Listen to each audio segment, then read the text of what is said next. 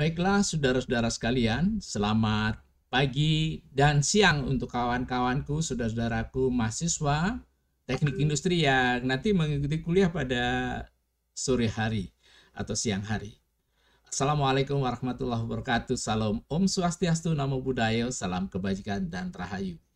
Mohon maaf tentunya beberapa kali saya absen tidak tampil di luring maupun daring karena beberapa kegiatan. Akan tetapi komitmen saya untuk tetap menggantikan beberapa kuliah saya baik online maupun offline kepada saudara. Mohon permaafan ini diberikan kepada saya dan mari kita mulai untuk perkuliahan kali ini. Kita setuju bahwa di dalam pengelolaan sumber daya manusia dan organisasi bahwa seorang orang itu tidak running well dalam bekerja. Karena apa? Perkembangan teknologi yang begitu pesatnya dan perusahaan atau industrial itu harus menyesuaikan.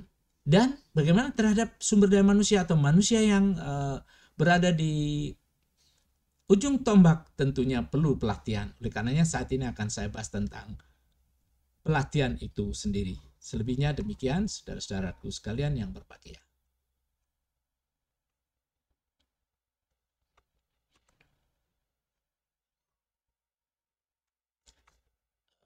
Demikian. Kita akan lihat bagaimana pelatihan yang harus kita lakukan.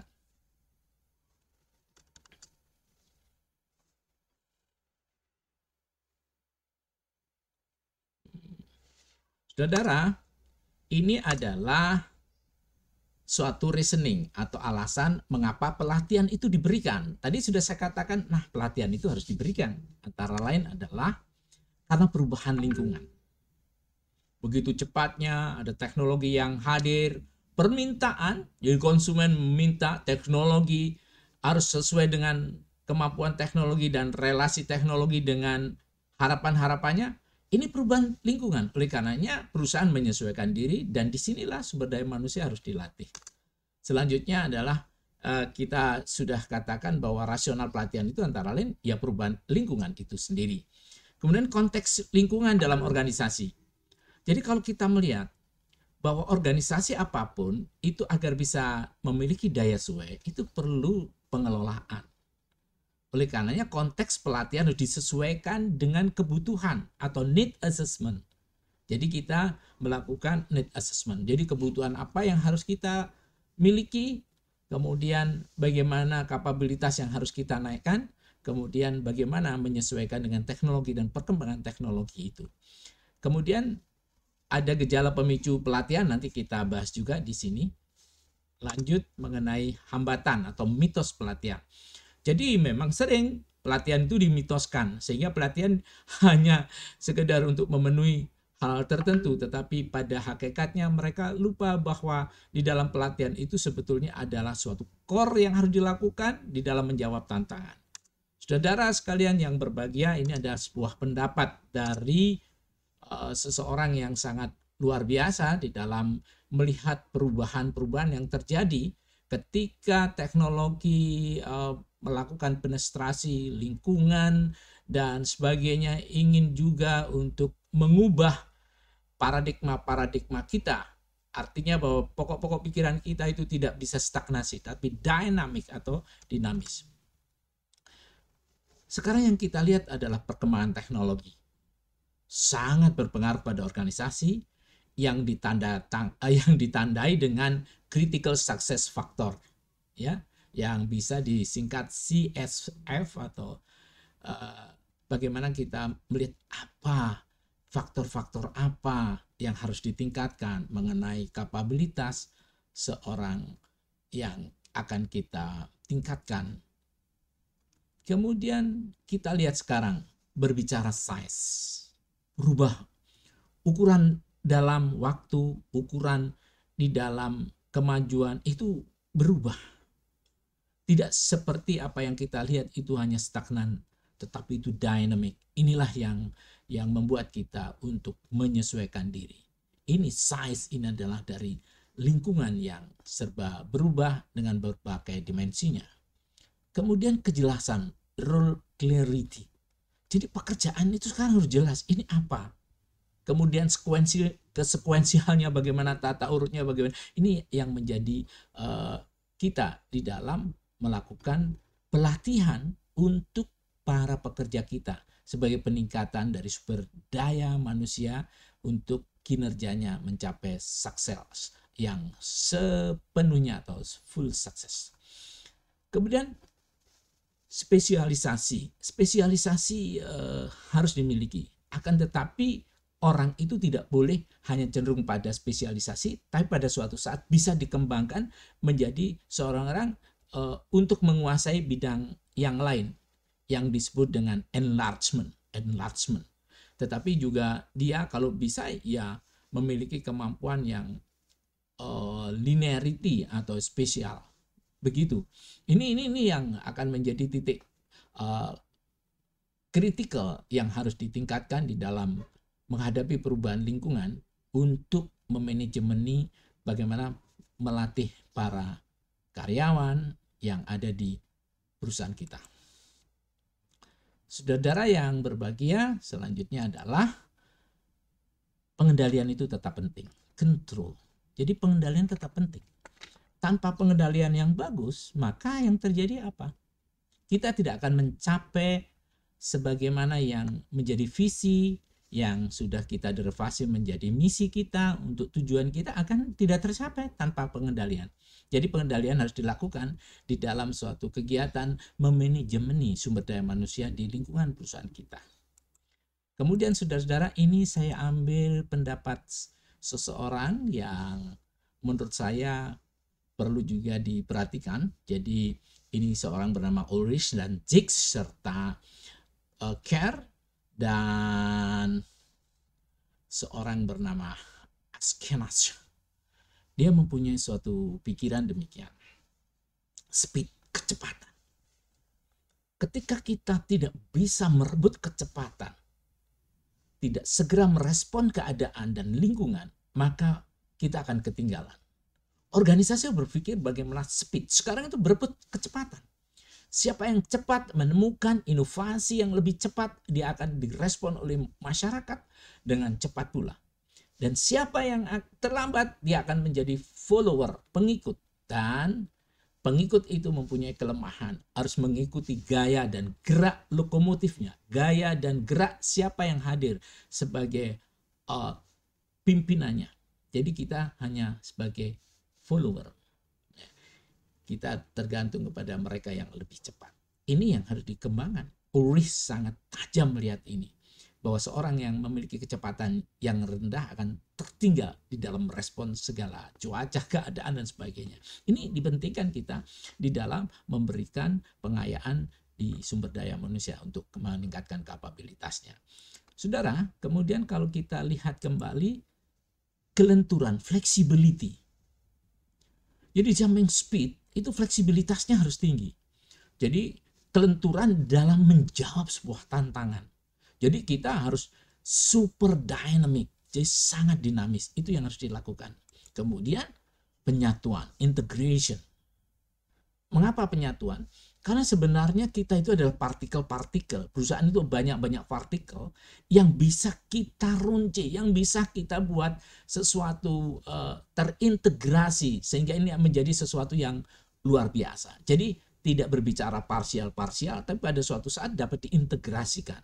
Kekuatan itu, suatu misal ide-ide itu bisa hadir karena integrasi yang kita lakukan.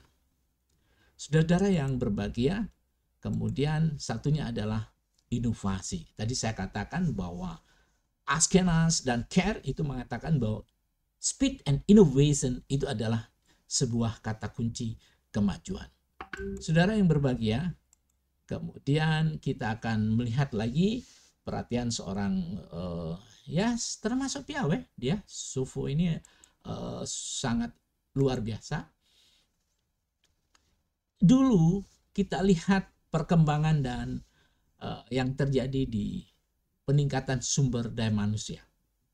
Pertama, orang yang unskilled, tidak memiliki keterampilan atau less keterampilan atau unskilled itu ini kita buat sebuah knowledge works atau suatu pengetahuan tentang bagaimana kinerja dan kerja itu sendiri. Sehingga yang dari unskilled itu menjadi orang yang paham tentang knowledge works. Ketika pengetahuan tentang pekerjaan itu terjadi, automatically seorang itu akan bisa memiliki atau kemampuan memiliki penyesuaian terhadap pengetahuan tentang pekerjaan itu sendiri. Karena manusia itu pada dasarnya adalah manusia yang suka berubah. Kemudian saudara, dulu itu senengannya pekerjaan yang mengulang. Umpamanya membuat panci, itu tutupnya panci, yaitu pekerjaan di suatu perusahaan. Tidak, sekarang di dalam suatu menghadapi teknologi industri yang demikian cepat, kita menggunakan imajinasi kita. Coba kalau kita berbicara repetitif atau pengulangan pekerjaan itu, kalau kita lihat warung kopi, saudara, ini saya sampaikan kepada mahasiswa karena seneng ngopi ya. Di warung kopi itu ya begitu, ini gini. Sekarang coba kita gunakan imajinasi. Berapa macam bentuknya kopi, kemudian kemampuan dia mengintegrasikan pikiran dengan kopi itu, kemudian membangun kafe-kafenya, kemudian sensasi kafenya yang penuh dengan inovasi yang tinggi, kemudian digabung dengan teknologi, disediakan tempat-tempat wifi dan sebagainya. Ini gambaran kepada kita yang pekerjaan yang hanya membuat kopi dijual aja, kemudian sekarang menggunakan imajinasi. Orang tertarik dengan desain kafe dan sebagainya. Ini yang perlu diharapkan dimengertikan. Ini termasuk knowledge works. Jadi pengetahuan bekerja itu sekarang berubah. Kalau dulu hanya jual beli, sekarang coba beberapa aplikasi tentang online, begitu hebatnya. Saudara, kemudian ini saya sampaikan dengan dulu sifatnya itu pekerjaan itu individu. Sekarang ada berubah jadi individual works, itu berubah dengan collaborative work in group and team. Coba saja rumah yang biasanya digunakan rumah saja hanya untuk berdiam diri, sekarang bisa dikolaborasikan rumah itu menjual online. Kemudian di sana repacking atau mempacking kembali, reselling atau menjual barang dari beli jual lagi dan sebagainya. Kemudian dia menggunakan aplikasi, dan aplikasi setelah kita rancang, orang memesan, mengorder suatu barang kepada seseorang yang dulu sifatnya individual work, orang jual beli aja. Sekarang coba yang terjadi, orang menggunakan aplikasi, kemudian orang mempackage, membuat suatu bungkusan itu, kemudian dari salah satu provider, suatu misal, mohon maaf saya menyebut namanya GNT, dia pick up, mengambil secara kolaboratif, mengambil dibawa ke shelternya, di shelter diatur, dikirimkan. Coba yang terjadi dalam pekerjaan itu tidak hanya individual works, jadi orang bekerja, kemudian ada orang yang pick up atau mengambil dari rumah kita, dibawa ke shelter kemudian ada pekerjaan lagi, berkolaborasi dengan pekerjaan yang ada di shelter atau di pos penerimaan barang, kemudian di device dibagikan, kemudian diantarkan menggunakan mobil, bekerja sama dengan airline kalau lewat pesawat dan sebagainya. Ini yang terjadi. Jadi ini yang harus dilatihkan kepada kita. Kita tidak boleh berpikiran, berparadigma individual works, pekerja itu sendiri, tapi berkolaborasi. Oleh karenanya di saat ini disebut dengan collaboration era kolaborasi. Kemudian dulu itu dikatakan work in decline atau describe department and function. Jadi dulu itu hanya dikerjakan di departemen dan fungsinya. Sekarang tidak, itu bervariasi. Bisa dikerjakan siapa saja. Jadi variasi bekerja itu sekarang berdasarkan base project. Proyeknya sekarang apa? Ketika proyeknya begitu, yang lainnya mampu menyesuaikan. Oleh karenanya pelatihan nanti arahnya kepada bagaimana membuat orang itu memiliki kemampuan adaptasi yang tinggi, memiliki kemampuan kolaborasi yang tinggi, memiliki kemampuan untuk menghargai pekerjaan orang yang lain, karena nanti sebuah pekerjaan itu ada based on projects. Jadi pekerjaan itu berbasis kepada proyek yang kita hadapi atau pekerjaan yang harus kita lakukan secara bersama-sama. Nah, saudara-saudara sekalian yang berbahagia, nanti kita selesaikan di subuh saja, kemudian besok kita lakukan lagi. Katakan kalau kita melihat ini, apa pendapatnya subuh? Work that is narrowly defined in terms of skill. Itu sekarang menjadi work that demands dan uncertainty. Jadi bekerja dulu itu ya kita yang mengatur, katanya paradigmanya ya, paradigma yang disebut dengan company. Jadi perusahaan itu membuat barang, kemudian pokoknya orang harus beli barang kita. Sekarang enggak, pekerjaan itu tergantung pada permintaan. Dan permintaan yang terjadi sekarang itu permintaan yang uncertainty. Coba saja, dulu bantal ya bantal aja, sekarang bantal itu bergambar. Bantal yang kita gunakan itu bergambar. Bantalnya anak-anak sekarang bergambar. Dan bergambar itu ya bergambar yang aneh-aneh. Ketika musimnya Batman, maka bantal yang digunakan dengan cover Batman. Besoknya sudah ganti Spiderman dan sebagainya. Ini tantangan. Nah, tantangan salah satunya bagaimana kita memiliki skill, kemudian dengan penuh imajinasi menyesuaikan dengan teknologi yang berkembang. Jadi kita sekarang perkuliahan juga begitu, tidak seperti dulu. Upamanya saya memberikan kepada saudara-saudara hal-hal yang lama tentang sumber daya manusia dan organisasi sangat tidak berguna. Ini saya berikan kepada saudara untuk meningkatkan bahwa Anda memahami bahwa sekarang itu tantangannya tidak bersumber pada bagaimana kita perusahaan membuat sesuatu, tapi perusahaan tergantung pada sebuah permintaan. Dan permintaan itu adalah permintaan yang sangat ketidakpastian, disebut dengan demand uncertainty. Kemudian katanya begini, the domination of managers and administration. Dulu itu di dalam suatu perusahaan yang dominan itu manajer, saudara, dan administrator. Jadi apa yang mengadministrasi dan manajer itu menguasai. Sekarang tidak bisa, harus partisipasi yang berkolaborasi. Participation, collaboration, and empowerment among workers. Jadi bagaimana partisipasi, kolaborasi, kemudian bagaimana kita itu mengencourage, meningkatkan beberapa pekerja untuk saling bahu-membahu membantu. Tidak seperti dulu, tergantung manajer. Ini suatu kesalahan besar di dalam pelatihan. Pelatihan yang akan datang tidak bisa semacam itu. Partisipannya adalah semuanya. Jadi tidak hanya bagian-bagian tertentu. Dengan demikian menjadi suatu hal yang utuh. Saudara-saudara mahasiswa yang budiman,